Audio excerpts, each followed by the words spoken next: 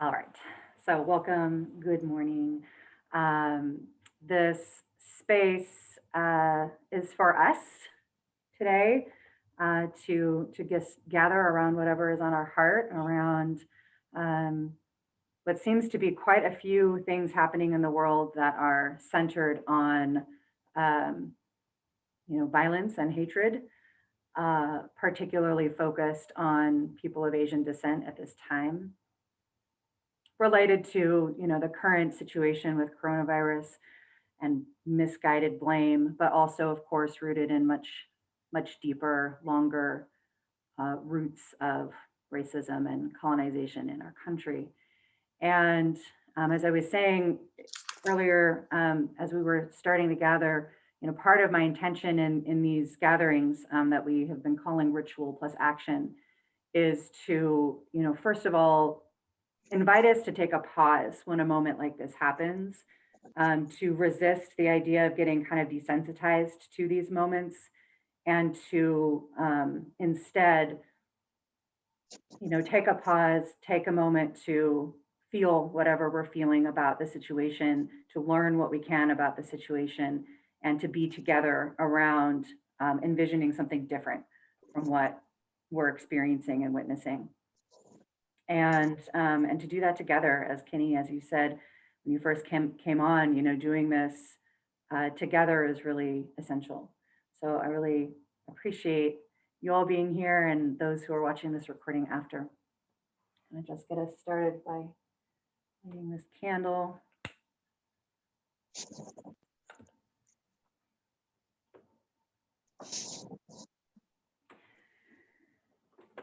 And I want to just invite all of you to just take a moment to begin to settle yourself. We're going to be spending some time in practice, in ceremony. We'll have some opportunities to share what comes through. And we want to, really bring ourselves into a place of presencing in this moment so that we can do this work together. So I'm just going to invite us before, I'm going to invite us to begin by sharing a prayer and a poem. And I'm going to invite us to begin to settle ourselves for this practice together. So, allowing yourself to be comfortable and supported. If you need some water, having a little bit of that. And in a moment, I'll invite all of your voices into this space. First, I'd like us to really call our attention here together. Just taking a couple of simple breaths together.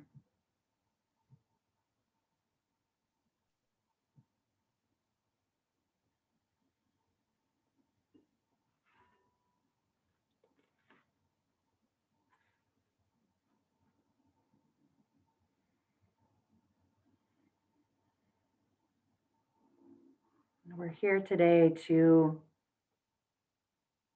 honor and recognize lives that have been lost,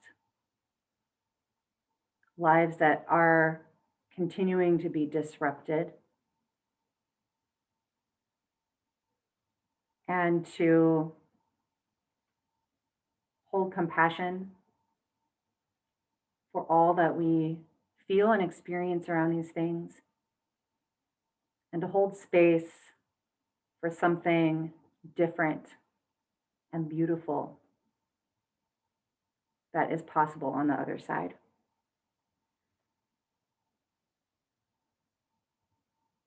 And I want us to begin by receiving this prayer from Pixie Lighthorse, honoring vigil. Thank you for this day of carrying the candles for what is no longer manifest. Thank you for the nocturnal time and space of loving in this brilliant and connected way. Thank you for the opportunity to deliver the fragrant blooms of life to that which has passed. Guide to my hands to source mementos of beauty to honor what was, and give me the strength to carry a heart full of homage to the remembrance. Unbury my pain, discharge the sorrows that come forth, thaw my consciousness, so that I may feel the swell even of long held and untended sufferings. Let me take ownership of them.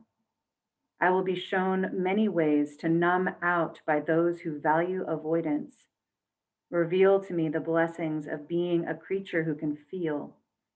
Help me to see grief as a ceremony of remembering, meant to help me move the feelings up and out and through my body. Help me remember the purpose of honoring grief and not be tempted to make a tidy event of it. Weave ribbons around those present, making kindred spirits of all of us who pledge to keep the memories alive. Help me face the disappointment of loss with passion of raw presence. Let me see that this body is made stronger by the emotions I fear will break me down. Reframe my perspective about breakdowns so that my mind can support my body's unique potential for healing itself. Remind me that ash is a potent fertilizer. Demonstrate how feeling charges me, how smoke shifts effortlessly like water, and how the light that burns up the day must eventually give way to the reflective solace of the moon. Remind me that endings are actually beginnings, that when the candles go out and the flowers fade, the real work commences.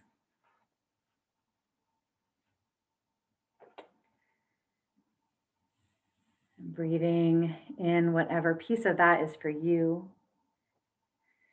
and all of the pieces that are for us.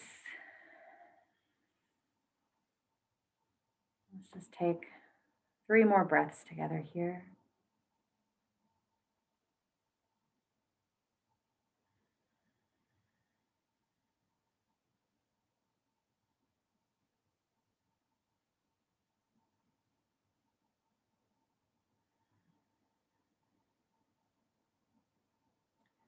And as you're ready, coming back into this space.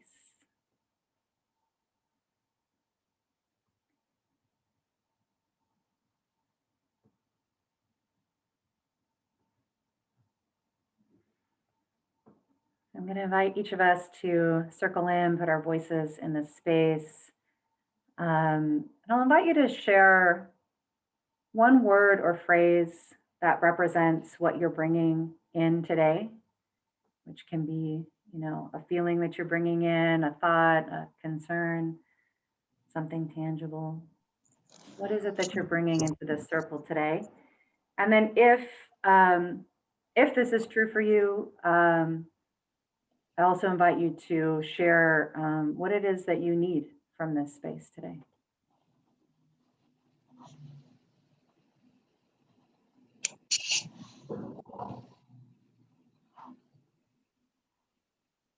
This is Keeney. I guess I'll go ahead and start.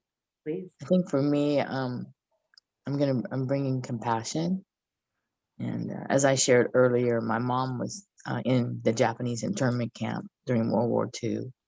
So there's this really strikes home to me, and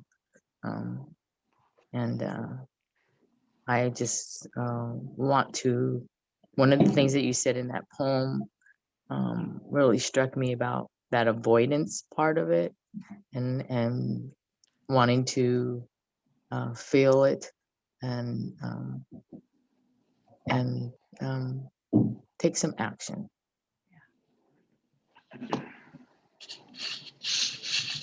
We will take the thread from Kinney.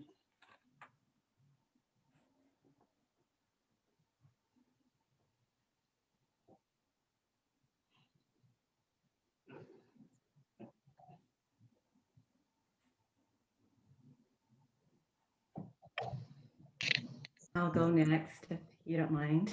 Please. Oh, thank you so much for that beautiful, beautiful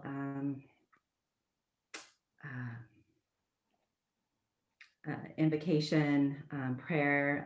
It was felt on a deep cellular level, and so I really truly appreciate it, and I appreciate the space that you're creating for each of us today to gather together.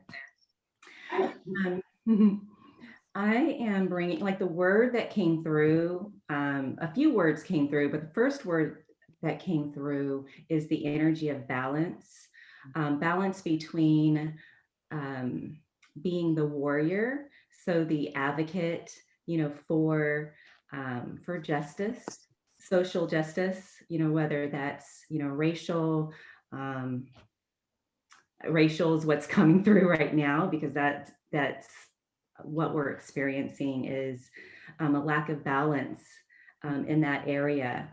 So wanting to move into that space of action, right? Being an advocate for for justice, for peace. Um, but where the balance comes in is also being the healer, right?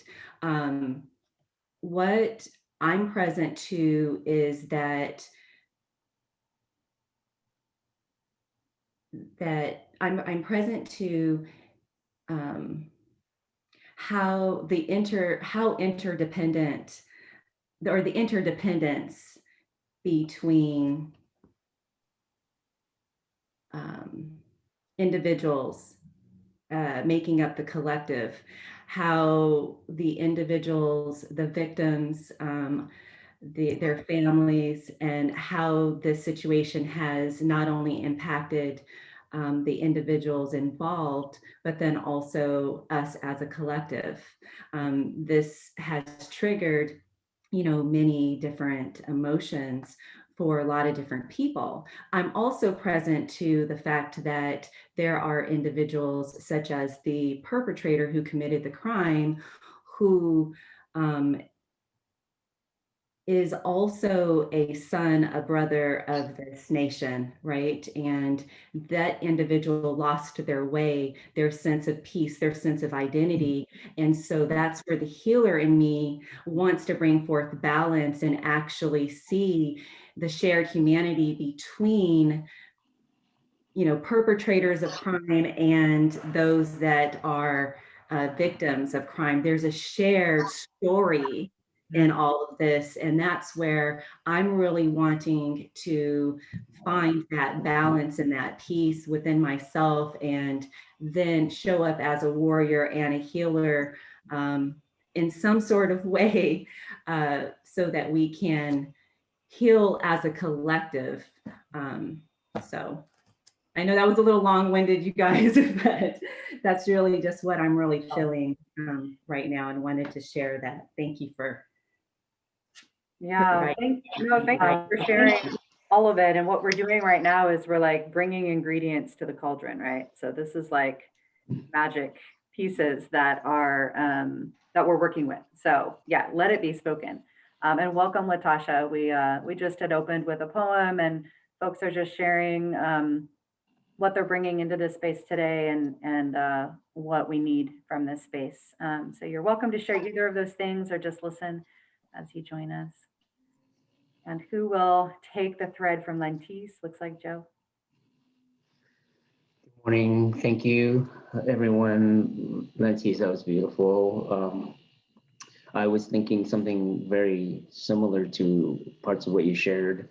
So the ingredients that I'm bringing into this cauldron is an interconnectedness. I just came out of an hour moon syllable meditation, from Japanese origins.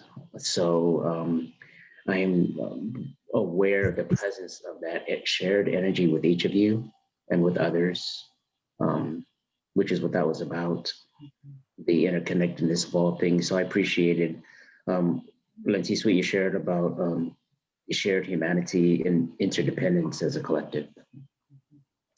And what I'm needing, perhaps for myself, in this is the interconnectedness with each of you, each of your hearts, this particular constellation of souls that's present, and then others that this is connected with. So thank you, everyone. Who will take the thread from Joe?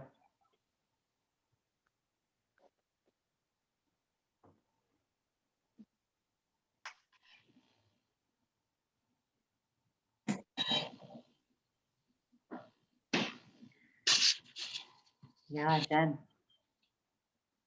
I was thinking healing as we emerge from the pandemic, or I hope we're emerging.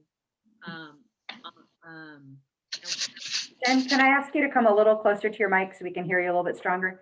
Thank you yeah, so much. I've been thinking about healing as we emerge from the pandemic and quarantine and isolation, and what this past year has been like. Like the things that have unfolded are so horrific, particularly with regards to white supremacy and the violence that we've seen over this past year. It's just so incredibly painful.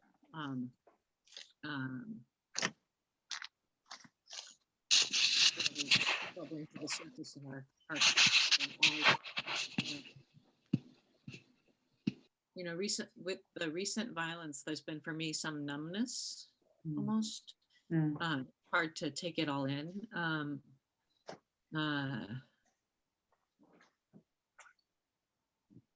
And so I think there's some, for me, some attending to the sorrow that needs to be done about what this violence, so that I can be more present and engaged in changing our world, right? So, and I think there's lots of pieces to that changing, right? Some important structural work and opportunities to do that with my job in public policy. But I think there's also just collectively stuff for us to heal from, that in our separate isolated worlds, watching things on computer screens, you know, unfolding, that there hasn't been an opportunity to grieve and heal from in the same way that I think we may have had we had more opportunities to be in connection and community. Yeah. Thank you. Natasha, is there anything you would like to share? Would you like to take the thread from Jen? Or let me rephrase it this way. I invite you to take the thread from Jen, and if you'd like to share silence, you can share silence or words.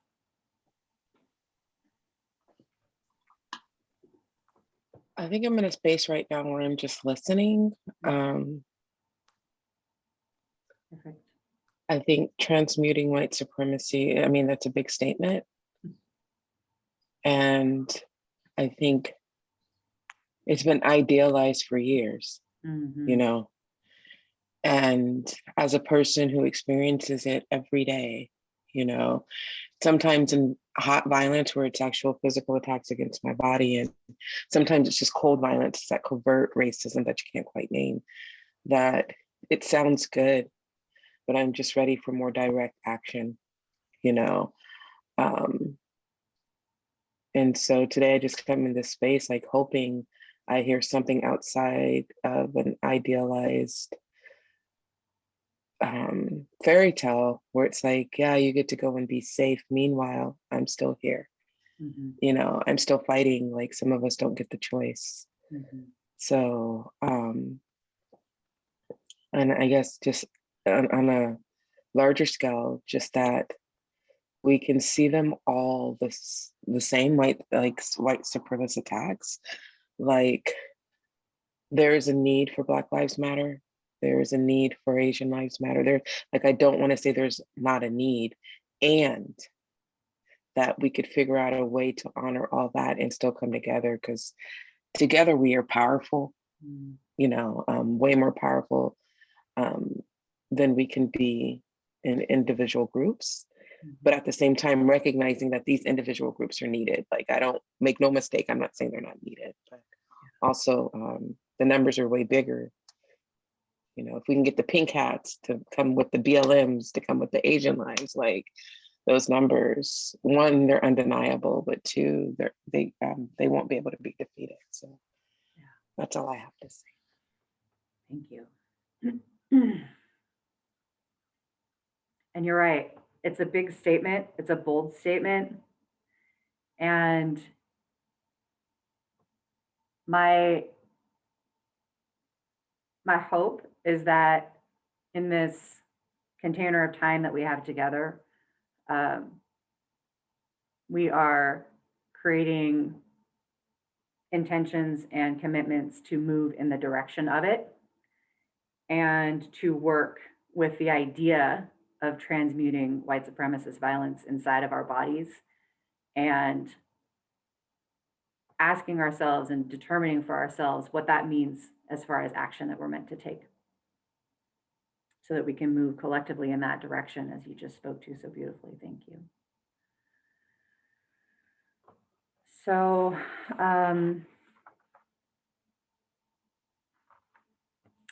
let's do some practice together.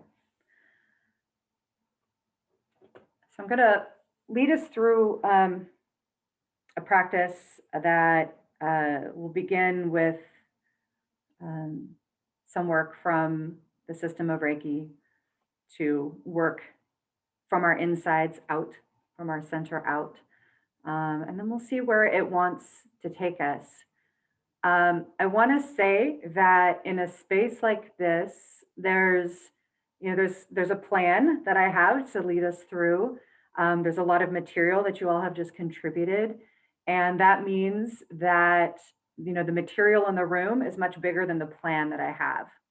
And therefore, if at any point there is something that any of you are feeling like this needs to be spoken, or I think we all actually need to do this right now, right? We need to pause and we need to get up and move, or we need to write something down, or whatever is coming through for you. I'm just going to invite you to trust that and to take the risk to be vulnerable to share it, which might mean using your voice to kind of pause whatever we're in the midst of and bringing forward what you're feeling. I hope that makes sense. In other words, each one of you have pieces of this that you might experience and hold just inside of yourself, but it also might be something that actually wants to be said and shared.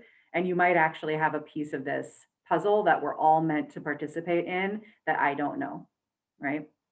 So I just invite you, if you feel anything like that, to go ahead and bring it in. This isn't don't interrupt the person that's speaking, right? It's let's all bring this piece. Yes, Joseph. So it's about 10:30 and I get to participate instead of co-lead, but I'm always usually mindful of our time. And are we still going till 11 or can we go later if we need to? So my intention was to bring us to 11, although we certainly have the potential of going longer but if any of you need to leave right at 11, we can hold that. Are any of you a little bit flexible to go a little bit farther if we feel it? Yes. Yeah. I am. Michaela, I sent you a private message just to be sure. Yes, I do see it. No, this was intended to be a space for anyone who wished and felt that they should be here. Okay, I can stay after 11. Beautiful. Okay, thank you. Right. So, you already are all muted. So as I said, feel free to unmute yourself if you feel something that wants to be contributed. And let's begin. So we're going to begin in meditation together. I invite you to settle your body in a position that feels supported and held.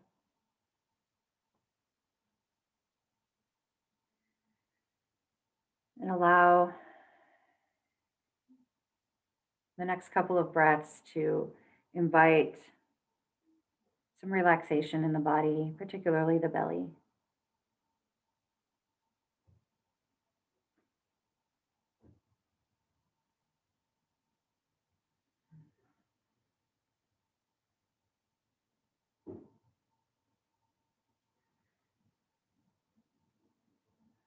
And begin to draw your attention inward. And taking the next couple of breaths to set an intention for this time. We've just spoken some of them out loud. This could be reaffirming what you spoke, or there might be some other intention that wishes to be set. Just taking a moment to do that with yourself.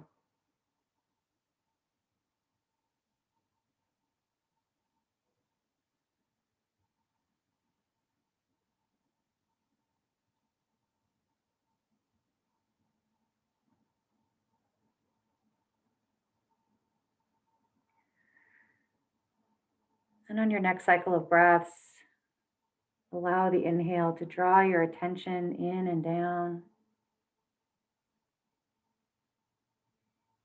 And resting your attention in the low belly.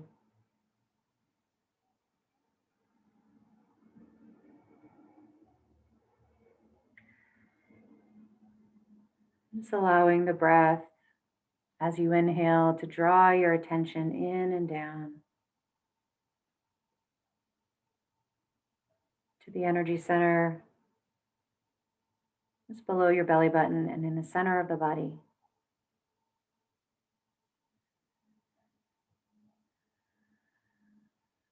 Letting your breath expand the belly, a sense of spaciousness here.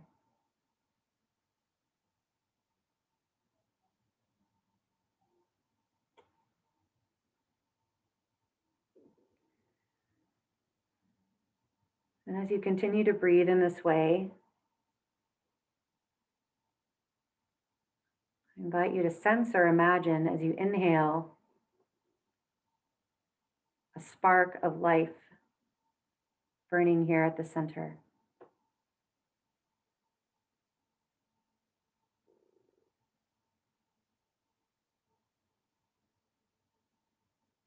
This space of your true self,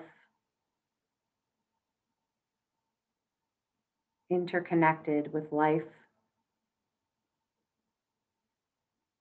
the part of each of us that is fully committed to the healing and balance and wholeness of all life.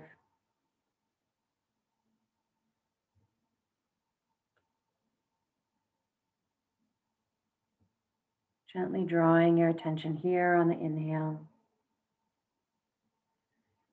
And as you do, imagine this spark beginning to grow and expand in all directions to fill you and surround you.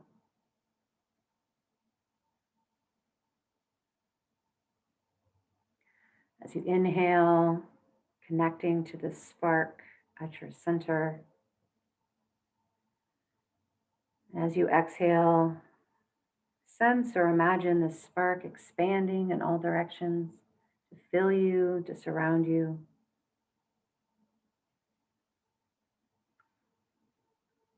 Making more space inside.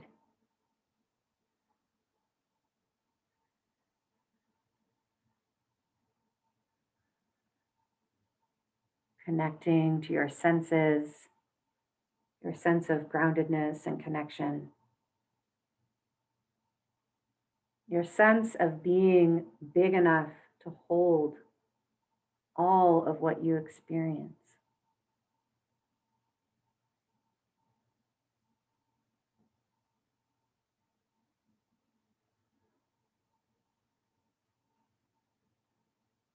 Just practicing with this pattern for a few rounds of breath.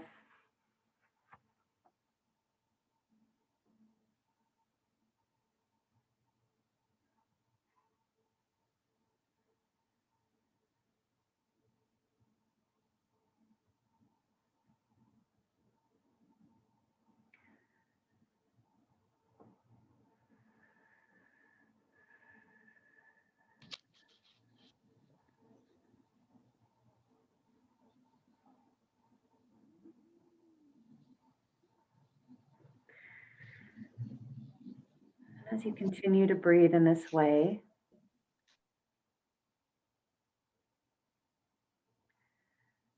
I invite you to gently and intentionally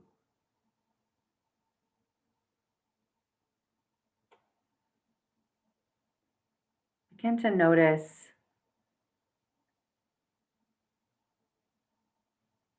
the feelings that are present, the feelings that have been named, the sorrow,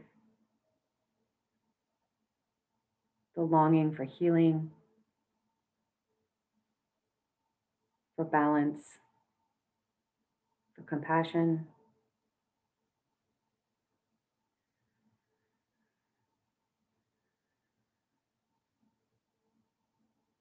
Grief,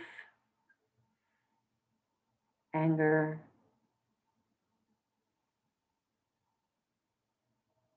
just noticing what is present without trying to suppress it or change it.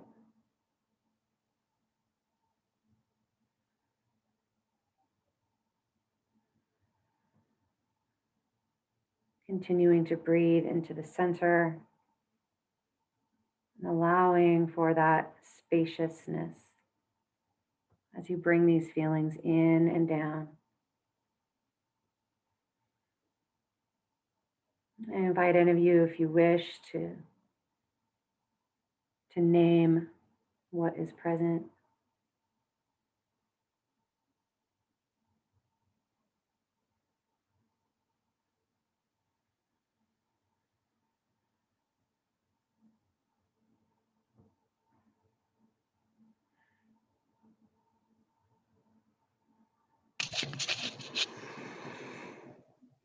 Sadness and indignation.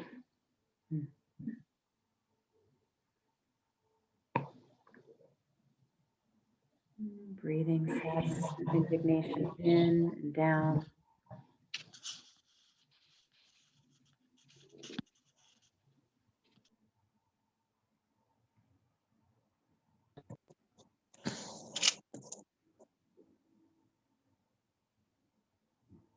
Grief, very strong.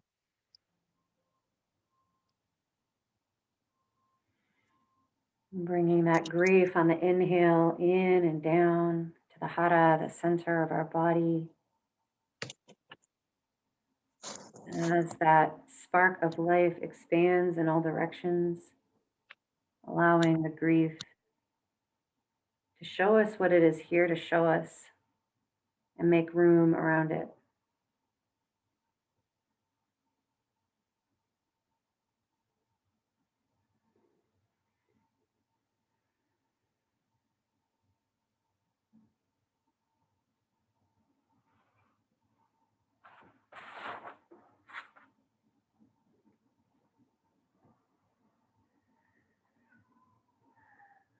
And just continuing to work with what is present.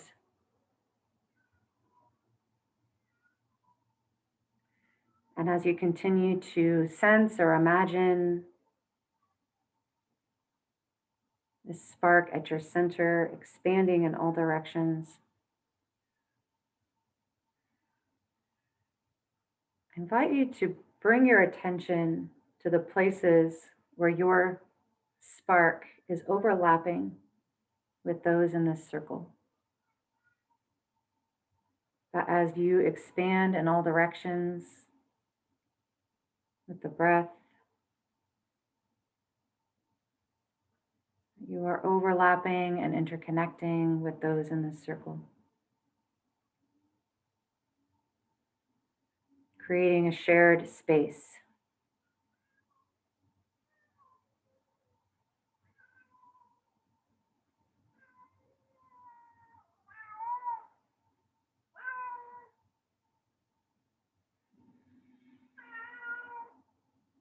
Also noticing the sensation of being connected in this way.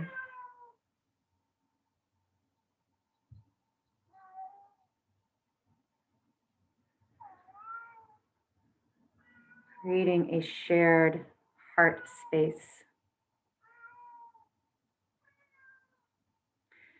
And I invite you to imagine that in this shared space, there is a garden.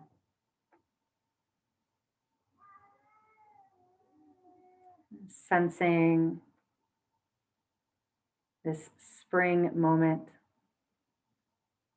that in this shared space, there is a garden.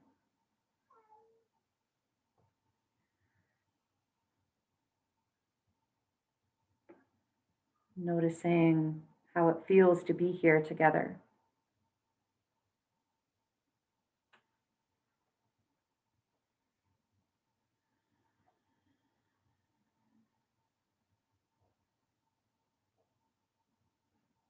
What is growing here?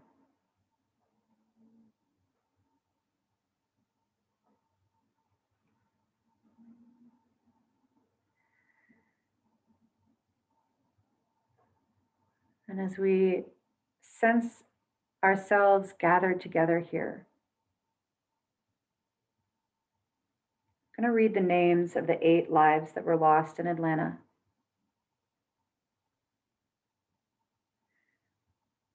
And holding them alongside others whose names are not spoken in this circle but are held in our hearts.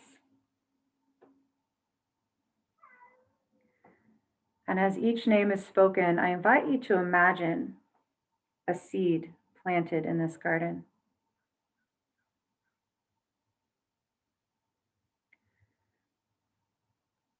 Soon Chung Park, age 74.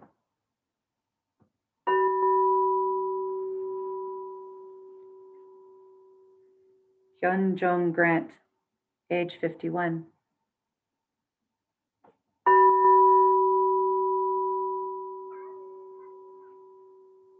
Sun Cha Kim, age 69.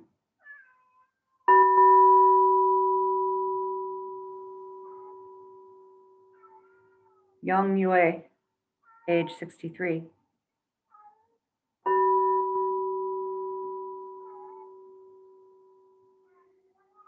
Delina Ashley Yon, age 33.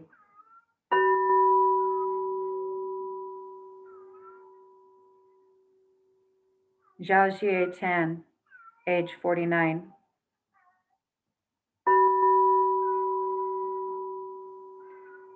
Paul Andre Michaels, age 54. Dao Yu Feng, age 44.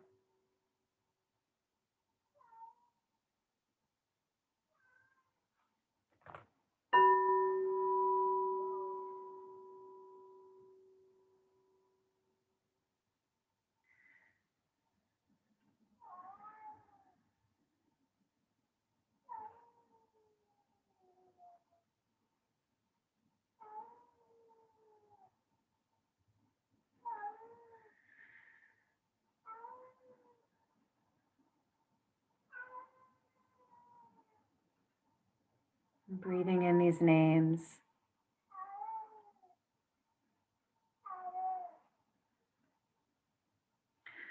I'm just noticing this feeling of constriction in my heart as I say those names out loud.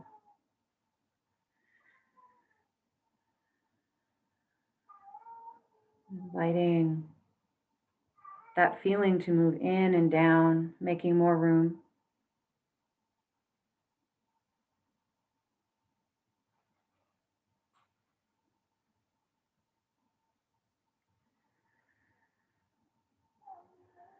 And with each of these seeds planted in this shared space,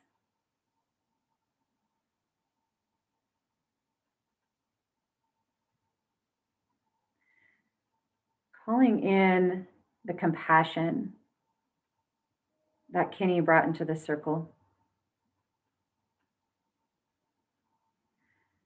watering these seeds.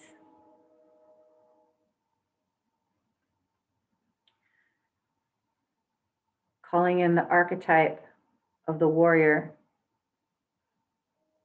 and the archetype of the healer that Lentis brought into the circle, watering these seeds.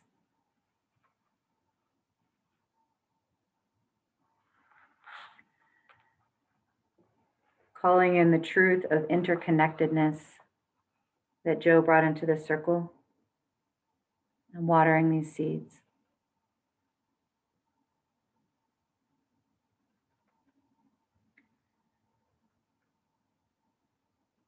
Calling in the commitment to feel what we feel,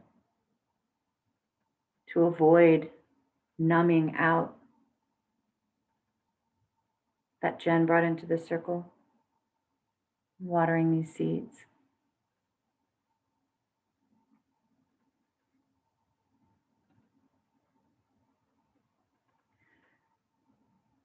Calling in the call to substantive action, to commitment to actual change beyond utopian ideals, beyond niceties. Calling in the vision of actual unification for many groups of people who wish to see change.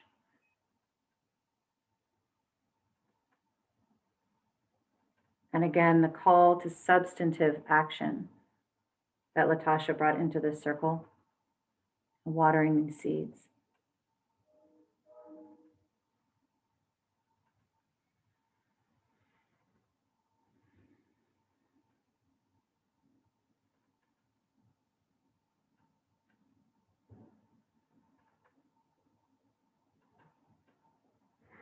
I invite you each to sense or imagine the fertile ground.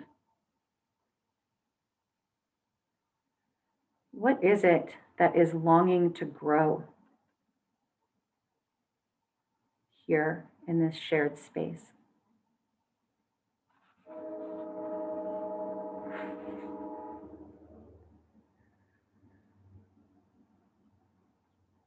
In order to take action in service of a more beautiful world that is longing to be our reality, we have to be able to envision it, to feel at least some part of it.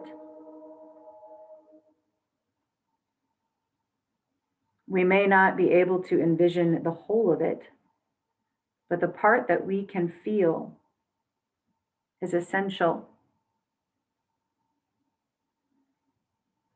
And the action we choose to take in service of that is essential.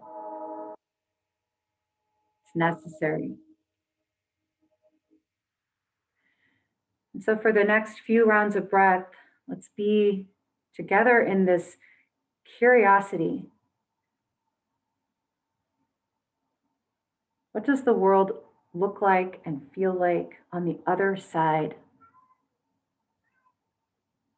On the other side of this continual cycle of violence that we are witnessing and experiencing. Let yourself feel or envision the part of this that is yours.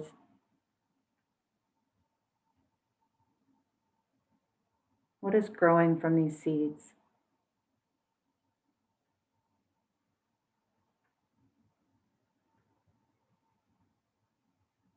What does the world look like around us after we have all come together and done the work and made the changes and actions that are needed? What do we see? What do we hear people saying to each other?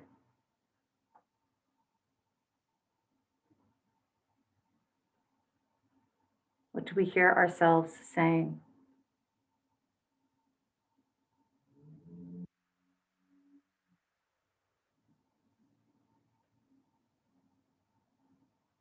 What does it feel like?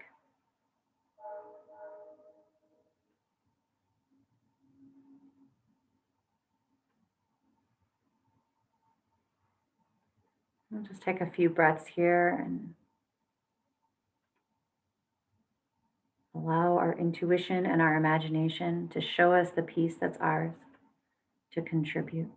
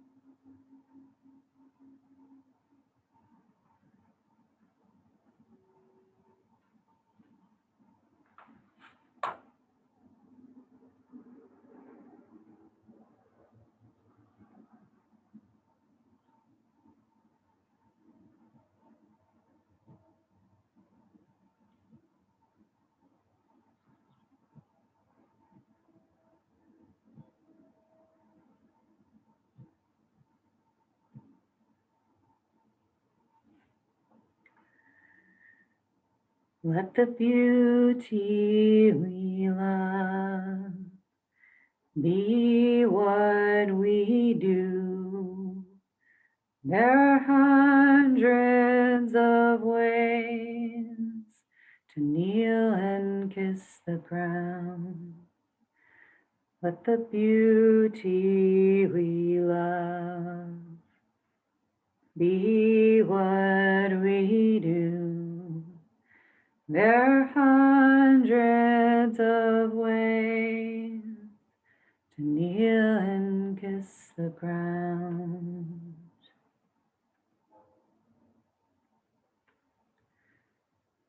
This poem from Rumi is an invocation and an invitation to us to let the beauty of what is possible become visible in the world because of the actions that we take.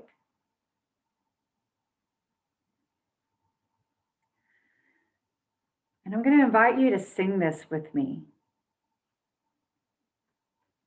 The words are on the screen if you need them. And although we are not together and therefore can't hear the interweaving of our voices together, know that nevertheless, this spell, this invocation is interweaving. So I'm going to invite you to use your voice to make sound and sing this with me. We'll sing it 5 times. And if you feel that you want to get up and move your body, gesture, I invite you to do that.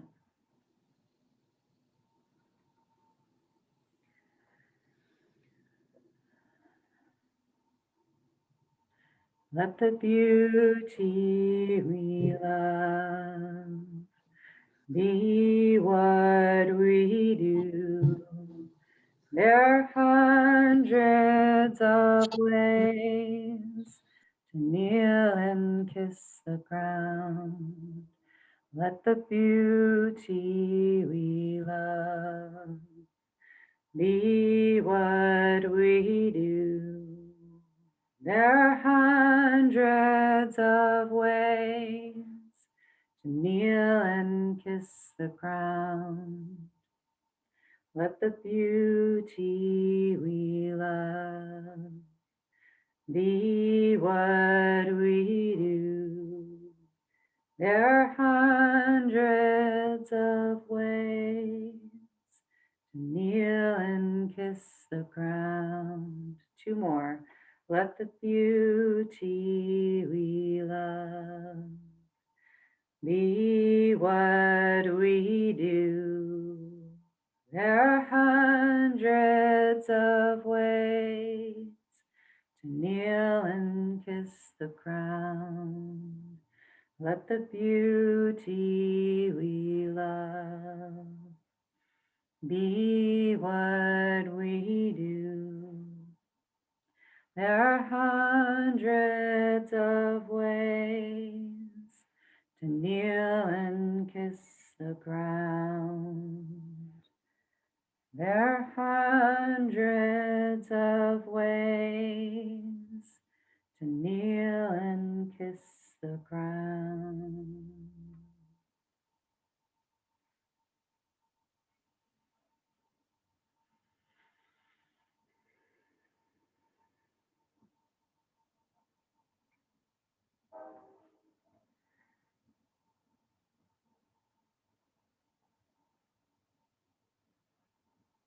So feeling the beauty that we love, what are we called to do? What in this time, in this moment, is our particular way to kneel and kiss the ground? I'm going to invite each of us to let ourselves work with that question and choose one achievable action that we will commit to taking in the next week or so, short period of time, that is in service of what you sense growing, what you sense is on the other side of this cycle of violence that we're witnessing and experiencing. And I want to say a note about small changes. When we talk about transmuting white supremacist violence, as Latasha said earlier, that's a tall order. It can be such a tall order that it can feel impossible. And therefore we can be tempted to either numb out to it, ignore it. We can be tempted to shrink the vision of it, make it a smaller goal. We can be tempted to lie to ourselves and to others about what the actual reality is.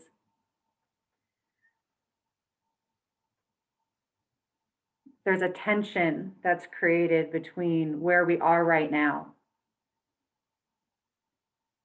and the beauty that wants to be born.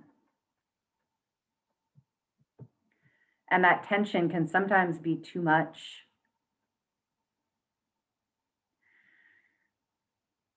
But there's ways in which we can not only tolerate and be with that tension, but we can actually leverage it because it's energy.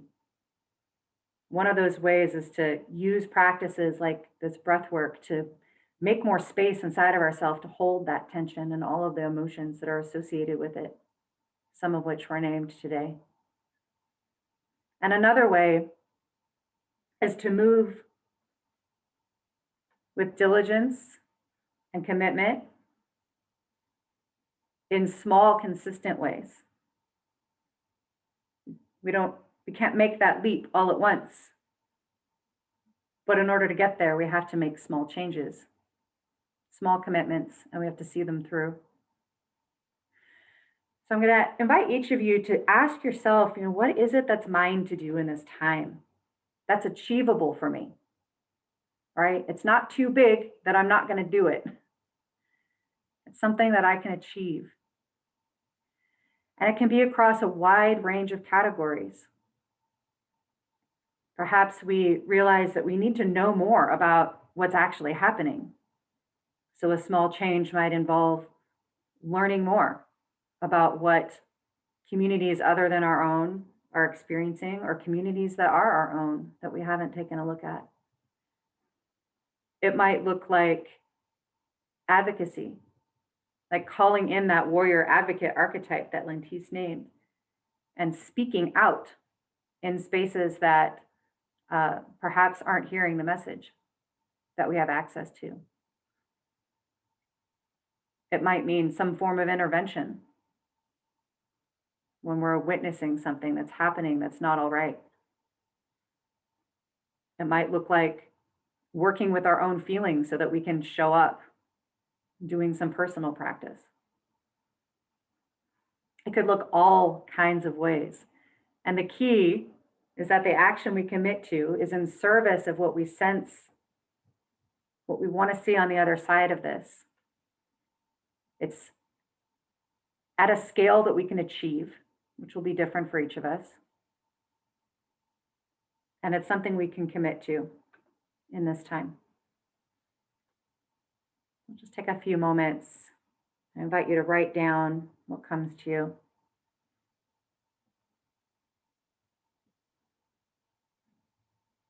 And perhaps it's many things. You can brainstorm a bit.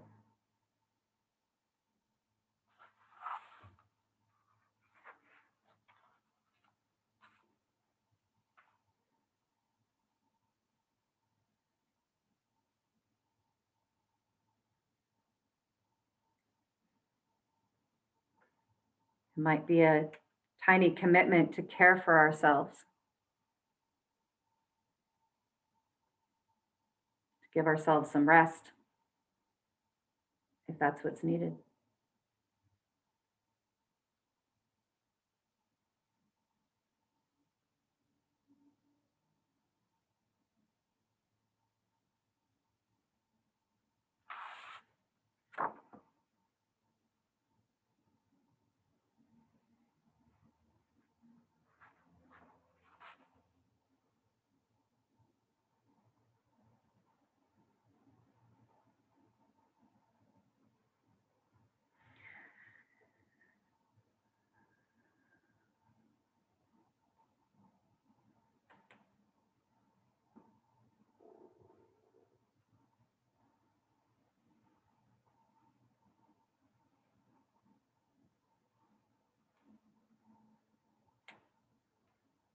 We'll take another minute or so.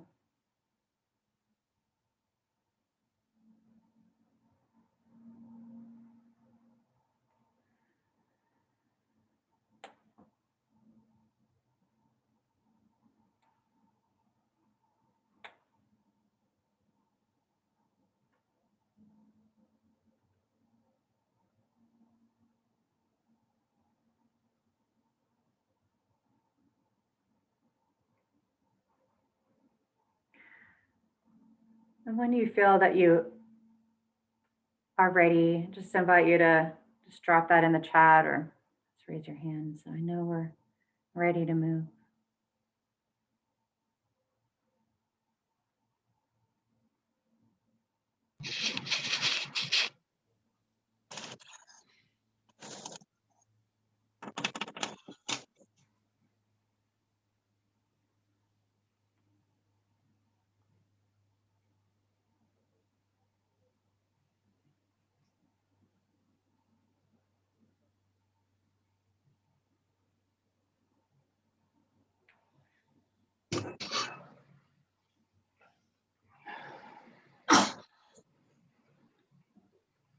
Thank you, Latasha.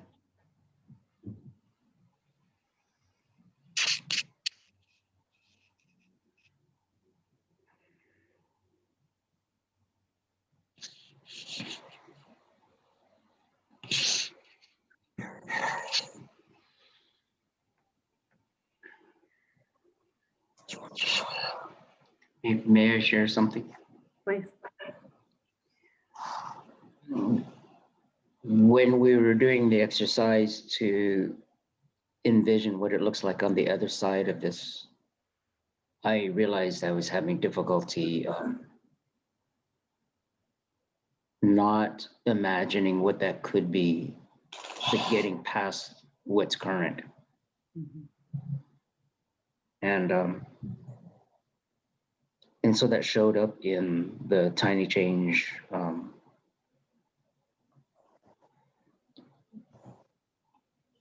One of them was that I really get to choose to not be the quiet, silent, hold it inside, be the good model Asian, you know, not resist, but to allow my warrior peacemaker training to find its balance without anger and speak up immediately when I see injustice of any kind against anyone of any color Mhm. or being, and speak that truth in love immediately. And so I'm going to choose to do that the first time I see that coming up, and just say something. Mhm. Even if anger is there, to just speak the truth. I wonder if there is a specific place that you know of that where you feel that that's needed. So making it specific, right? So holding that open-ended, like when I see it, when it comes my way, I will speak up, right? Like that's the kind of larger piece. And then therefore, what I can do in the next week is like this piece. Yeah. And that could be like, well, I know, I heard this thing that somebody said, and I'd like to say something to them, right? It could be something like that. It could be more generally expressing how you feel in some way to another person, publicly or interpersonally. It could be, if you're like, that actually feels really hard and I need to like prepare myself to do that, it might be that piece, right? So I think the invitation is to hold that goal and then to make a concrete commitment that can be like specific and done in the next week or so. And so if you want to take a minute on that, you might know what it is already, you could share, or if you want to take a minute on that, we can come back to you. Yeah, thank you for that focus. Specifically, I'm thinking in this moment of when I see in a public space an action being taken that harms or that, tears down or puts down someone else, to immediately speak and say something rather than not, whether it's a violent action or action of words. to immediately, so like in a public place when I'm out and about and I notice something.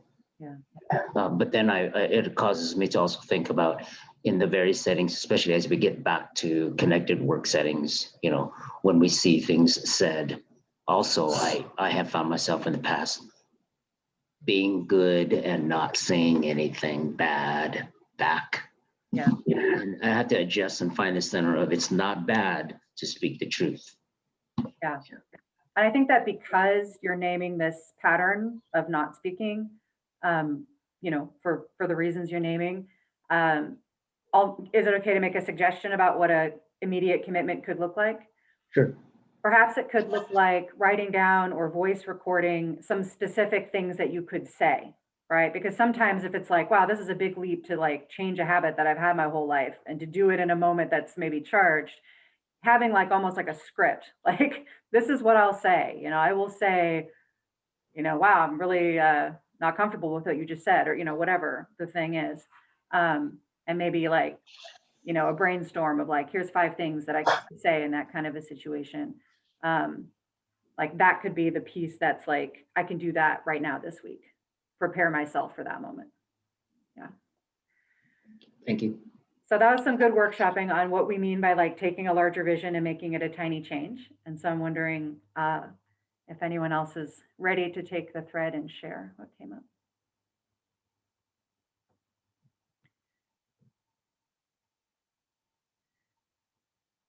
Lantis, would you be willing to say this out loud, or would you be okay if I read it? Okay, so what I wrote down is racism and racial supremacy crushes the human spirit and keeps us separated and cut off from our divinity and shared humanity.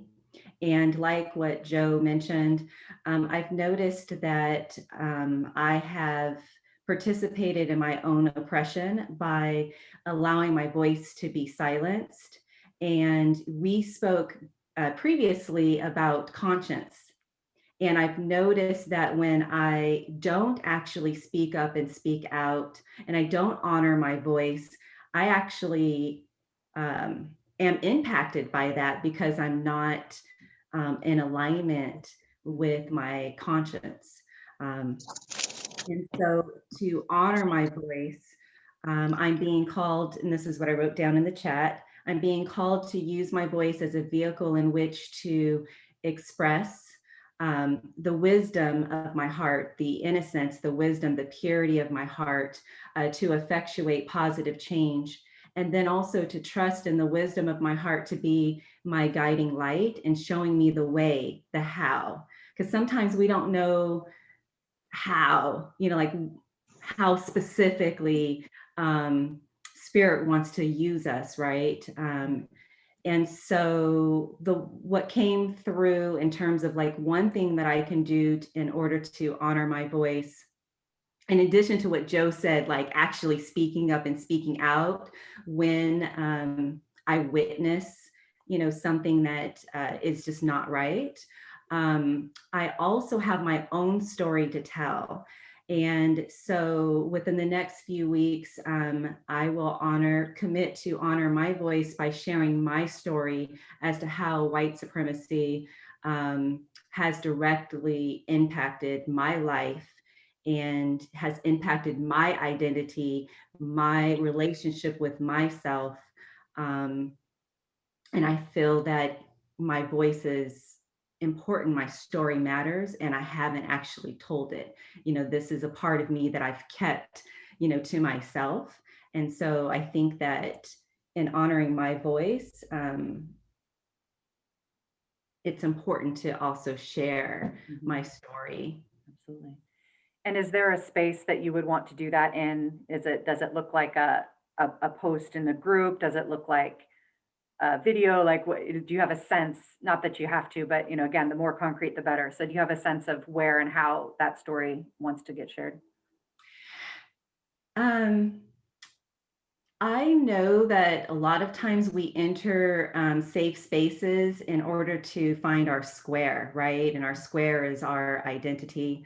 And so there's a few safe spaces that I may open up first, But I also know the importance of, once I find that safety, that security within myself, it's important for me to publicly share in spaces that don't feel as comfortable. That's where I will find my greatest reward, is actually opening up, probably on my personal profile page, and allow my light to be seen by my friends, family members, and the public. And quite honestly, that's the space where I feel least comfortable. So that's what's been showing up for me, is that I can actually speak more authentically, or that I have been speaking more authentically in these safe spaces. But that higher wisdom that's coming through is like, no, that's good, but it's important for me to know myself as whole and complete, and to be able to authentically express myself in all spaces. Yeah. Well, and that's, you're really demonstrating how like tiny changes work, right? We commit to the next thing that pushes our edge a little bit, right? We do that, we find our square, we get centered on that, and then we move into the next more uncomfortable thing, right? From that place, right? And then we move again, right? So the invitation is like, once we have completed this commitment to whatever it is that we're going to name here, to ask ourselves like, okay, what's the next piece? Right? What has become possible because I did this thing, right? So that it continues. Beautiful. Yeah, thank you. Yeah, one of my favorite sayings is that, like, what is the invitation, and the medicine can always be found in the invitation. So I'm constantly asking myself, what is the invitation here? And it is true. Typically, once I identify what the invitation is, that's where I'm able to actually find the medicine, to whatever it is that I'm seeking to resolve within myself. Brilliant. Yeah, thank you. Right. We'll take the thread from Lintis.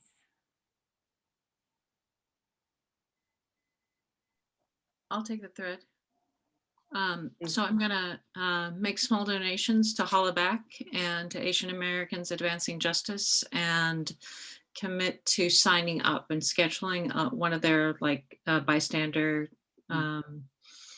intervention training.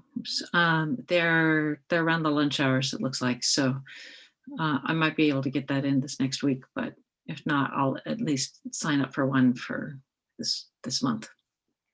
I've heard those trainings are really amazing. I'm with you on needing to schedule that. Beautiful. We'll take it from Jen. I guess I can say I'm going to do a couple things. I am going to continue to invite white folks and those who understand the power role or the power position they have in the white supremacist structure, to, instead of looking at their oppression, to look at how their position of power oppresses others. I'm going to be more vocal about that, because there's a lot of spaces where white folks are like, but I see this, and I'm just like, no, I'm tired of just like being complacent in that statement. Like, in order to end white supremacy, you got to start looking at how your actions affect others, not how your actions affect you. I'm also going to continue to appreciate people who do just that. So thank you, Joe, who named how allowing himself to be the model Asian, while it is, that's like a stereotype and oppressive statement, but then can stand and say, oh, I see how that is part of the problem as well. So thank you for that. And then for myself, I'm also just going to step back and admit that I'm tired. Like, this is a lot. I don't get a choice. I have to speak out. Sometimes I have to fight against it, just because it's just getting from point A to point B. It's just, sometimes it's simply just paying a bill or going to the grocery store. And I think the biggest thing I'm going to do is admit that I'm tired, and just kind of step back and sit in that silence and just kind of deal with the hurt and the pain and all those feelings that come up in that way. Because those feelings come up anyway, and you have to deal with it. But I think I'm going to allow myself to just deal with it in silence and see what spirit has for me, and what teachings you know, what can I learn from it on that side? Beautiful. Hmm.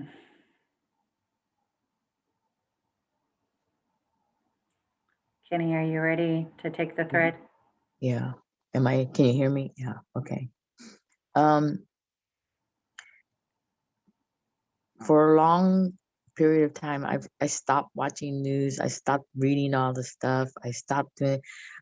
I couldn't continue to deal with everything. Always seemed so negative. So I didn't want all that negativity in my life right now. I couldn't deal with it anymore. But at the same time, I can't be a ostrich with my head in the sand either. So when you said take time to learn more, I honestly don't know all the details of everything that happened. So for me, it's about learning more about what that injustice would happen. And then while we were doing the thing, what really came up with me was Medicine Buddha again and sharing healing, you know, and what I could do. And then I also came up to me with practicing. I'm in another practice group called Nonviolent Communications. And in that nonviolent communications, when I'm learning that when I'm dealing with something like this racism, in order to really be heard, there's a way to invoke a conversation that allows the other person who's having such usually strong emotions or feelings about something to understand and let them express those, and let them feel as if they're let them feel and acknowledge that they're heard before I am able to then share my story or share my beliefs or share thoughts that might introduce another way of them thinking. So I can practice an NBC setting with that. And more immediately right now, it could even be my son. um, so yeah, he's a very strong. He's more the other way, very racist against white people because of the things that's happened to him in his life too. So I think there is hurt, anger, ignorance, education, all around that needs to happen, that needs to be dealt with. And even from my own experience in my upbringing in the Japanese, Joe says the model Asian, you know, we're being quiet, we don't speak, we just do what we need to do, we work hard. But even then, there's racism, I feel, in my Japanese community against white people because of things that's happened in the past, you know, against the Japanese, especially from the war, right? So even today, I hear that in my own family speaking sometimes. Yeah. So it would be if the opportunity comes up, I can speak on that as to the person using an MVC way of doing that. A couple of things I want to appreciate and speak to there. You know, first that, you know, beginning with what's closest at hand, right? So working with your son with these practices. And I'm also hearing the balancing, almost the tension between like the need to like rest and care for self and also the need to engage, right? We heard that from Latasha as well. I'm seeing Latasha just chatted to us. Prejudice is the word that you're looking for, and to expand on that, like it's like there's a difference between like expressing racism, which is like rooted in a power dynamic where one group has power over others, and therefore the actions that that group takes, whether or not they're even conscious of them, has impact that is negative and that we can label racist. versus perhaps what your son is expressing, which is maybe a prejudice like born from his experiences with racism, right? So like experiencing racism and therefore like developing a bias against the group of people that's causing that harm. I appreciate that distinction, Latasha, that you call forward there, because it matters, right? Like it matters that white folks take ownership of racism. Like that's our problem, right? Like that's our problem in this particular cultural context, right? Like there's other times and places where the power dynamics have been different, but like right here, right now, racism is our problem. Bias and prejudice and how we treat people from that is, for each of us, right? I guess what I'm saying is racism is just not white people. Racism is across every culture. It's who has power. Yeah, right? yeah. Like in each culture, like who is the group of people who has the means and the resources and the structures and the historical positionality to actually impose their prejudices on other people's lives in ways that makes their life more difficult. Right. So I like to echo that just real briefly. I grew up thinking racism was anybody doing something bad to someone of another race, and now I realize that it's a person who has a power dynamic, like when Admiral Perry showed up in Japan at the beginning of Reiki time with warships, blew something up, and then Japan decided to become the Meiji Restoration, give up Japanese ways so that they could eventually develop artillery that was better than what just got blasted at them. When I read that, I go, hold on, there was a power dynamic. And that's what I now understand racism to be.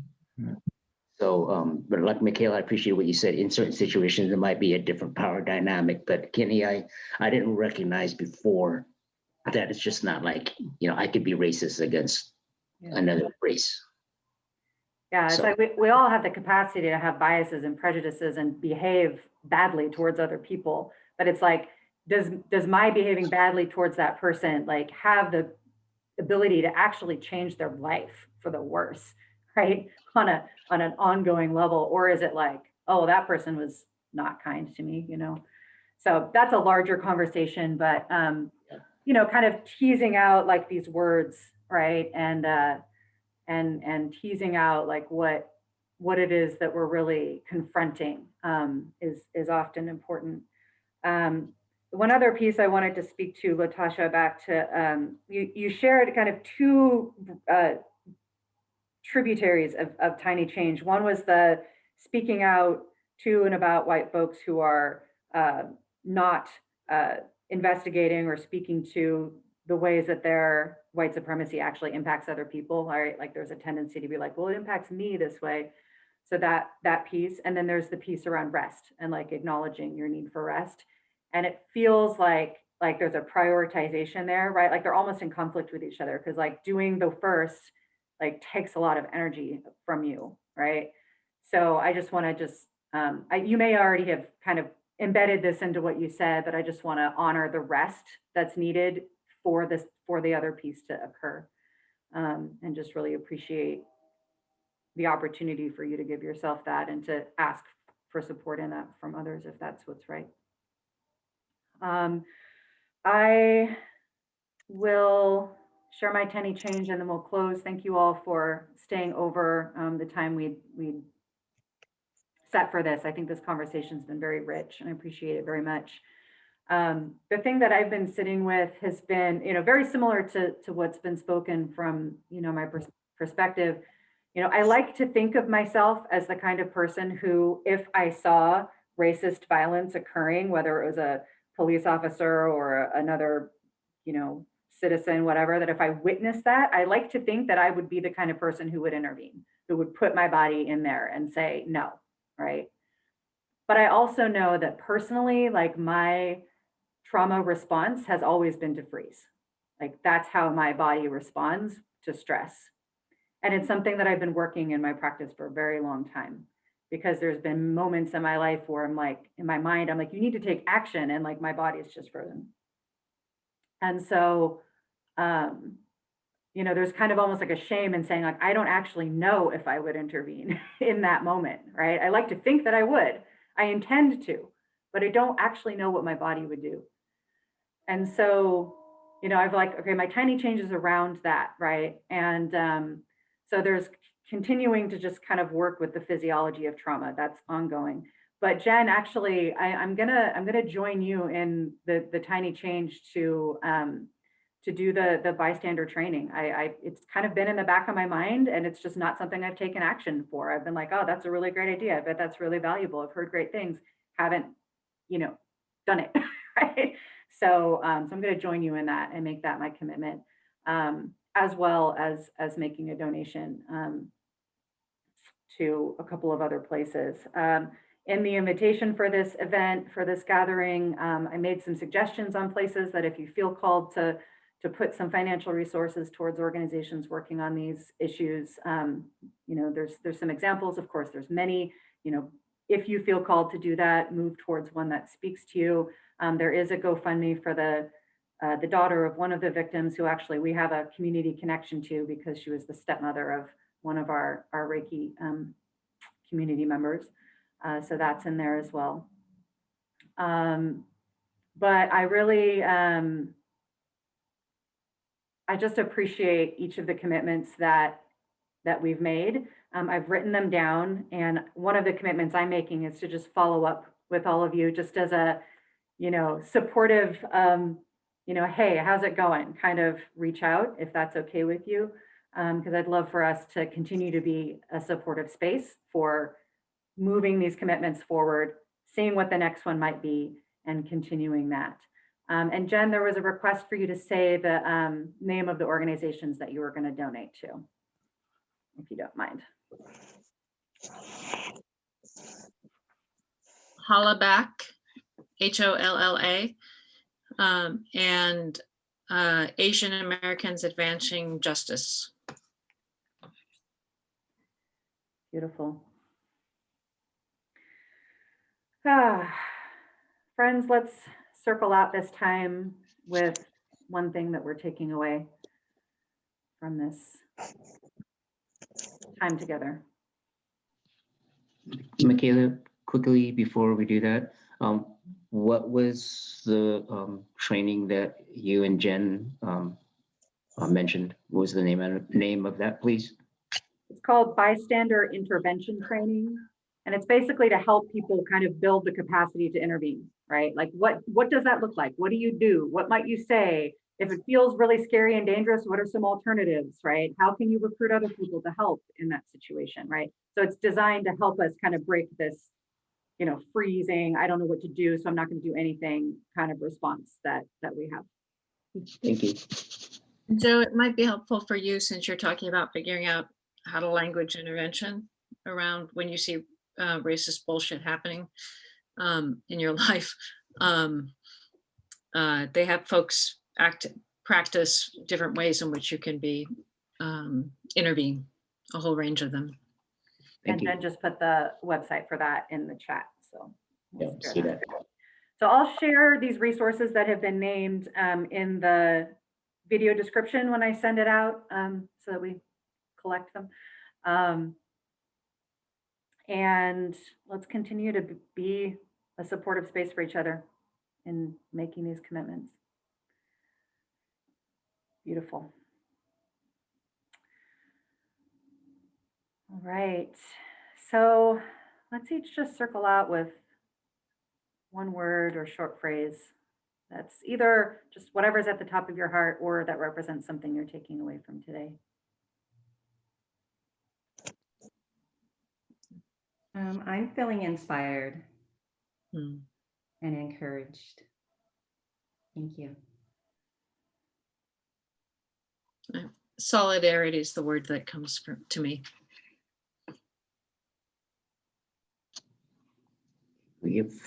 Jen, from your solidarity, I am experiencing the interconnectedness with all of your hearts that I was seeking at the beginning of this.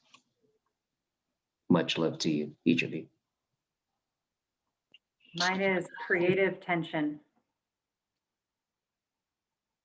I think mine is more involvement. Natasha's, it looks like yours is love. So friends, ritual plus action belongs to all of us. There's a few people in the community with me who we've done these things together over the last year. And when one of us like feels, oh, this is a moment that needs gathering around, then, you know, they call and we do something. There's so many things happening in the world that one person can't possibly track them or feel the significance of all of them at once. And so I invite any of you, if you're like, this is a thing that's happening in the world that is, you know, asking for some collective energy, some ritual plus action around it, reach out and let's make these spaces happen more and more frequently. I love you all. Thank you so much for being here. And I look forward to following up with you and seeing where this work takes us. Thank you. Love you all. Bye, everybody. Bye, Kenny.